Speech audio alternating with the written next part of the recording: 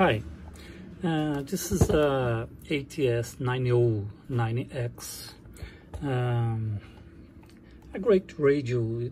I had some great functions and great response of this radio. However, I have some problem on keyboard functions. Let me show you.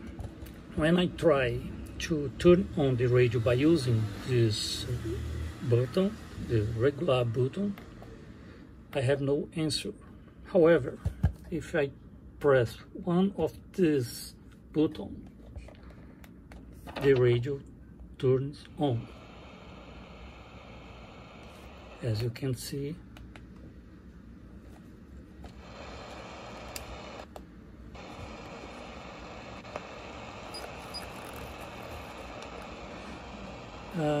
the step button sometimes turn the radio off or do nothing, as you can see now. The same thing is with the SSB function. I have no SSB, and sometimes if I press SSB, the radio turns off. Well, FM is working nice. MW2, I can listen to shortwave station. So I have no seek function.